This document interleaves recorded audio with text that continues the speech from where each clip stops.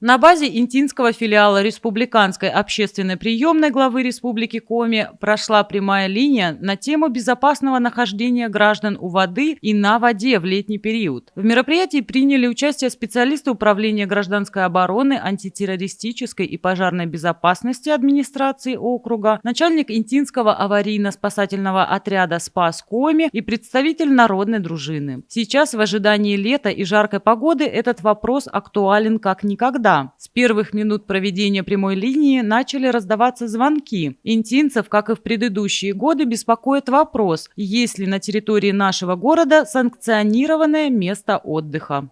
Здравствуйте, меня зовут Валерия, у меня такой вопрос. У нас в городе специального места для отдыха нет, да, у воды? Или в этом году будет? Отвечает начальник управления Маликова Елена Михайловна. На территории нашего города, как мы уже все знаем, да, у нас санкционированных мест для купания нет. Это связано с климатическими условиями. Также у нас, сами знаем, да, что у нас период летний, это максимум 2 недели, когда у нас такая сильная жара. И также излюбленные места, которые наши интинцы любят, парк культуры и отдыха, да, около моста ТЭЦ, что с левой, что с правой стороны. Там у нас находятся гидротехнические сооружения, там вообще у нас купание запрещено согласно нашим нормативным документам. И у нас еще на Северной, да, люди также любят купаться, там тоже у нас есть водоотведение, тоже в этих местах купание запрещено. Дополнительно к вышеперечисленным требованиям по оборудованию пляжа специалист доложила, что в течение последних 2 лет на реке Большая Инта в районе парка культуры и отдыха, где планировали оборудовать место отдыха, проводились водолазные работы по обследованию и очистке дна. По результатам обследования было определено, что течение реки превышает допустимую норму в 0,5 метра в секунду и составляет 1,5 метра в секунду. В целях соблюдения правил безопасного поведения на воде и у воды специалистами уполномоченных структур проводятся многочисленные мероприятия. Мы проводим рейдовые мероприятия непосредственно, да, мы также приглашаем, у нас есть добровольная дружина, также у нас совместные рейды, это у нас инспекция ГИМС, ОМВД, родительский патруль у нас есть. Вот эти вот рейдовые мероприятия будут проводиться ежедневно. В учебных заведениях часто посещаем, договариваемся с учителями о проведении открытых уроков, занятий практических. То есть в рамках учебного процесса мы туда вклиниваемся и проводим беседы и занятия. Также работаем с летними лагерями дневного пребывания. Вот. Думаю, в этом году также организуем и практические занятия непосредственно на реке по спасению. По данным специалиста аварийно-спасательного отряда, вода – опасная стихия даже для взрослого человека, а для детей она опасна вдвойне. Ежегодно по неосторожности или недосмотру происходят трагедии на реках. Причем большая часть несчастных случаев происходит не на пляжах, а как раз за пределами города, когда интинцы выезжают отдохнуть на природу, сплавиться по реке или порыбачить.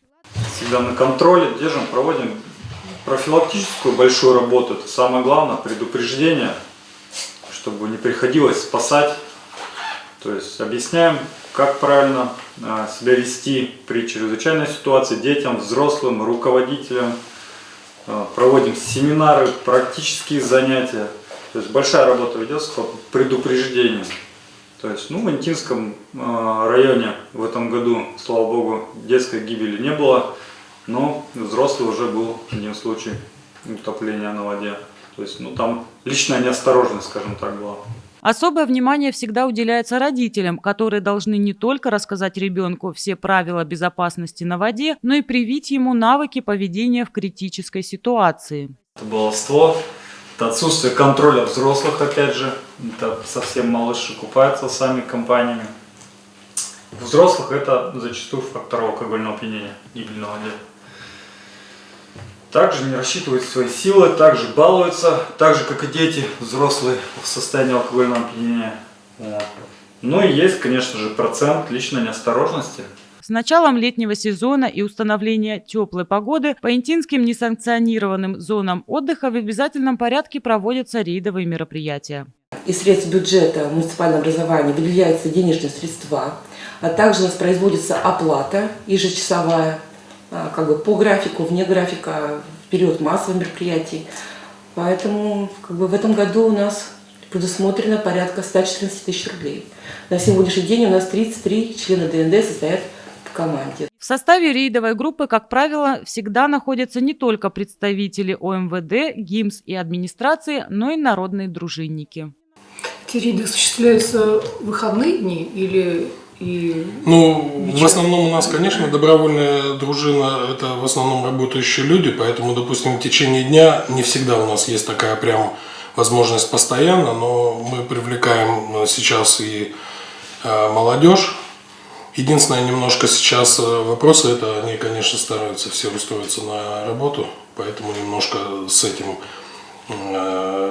есть вопросы. Но в любом случае, если нужно будет, то, конечно, у нас 33 человека, в любом случае мы найдем, кто выйдет и проведут рейды.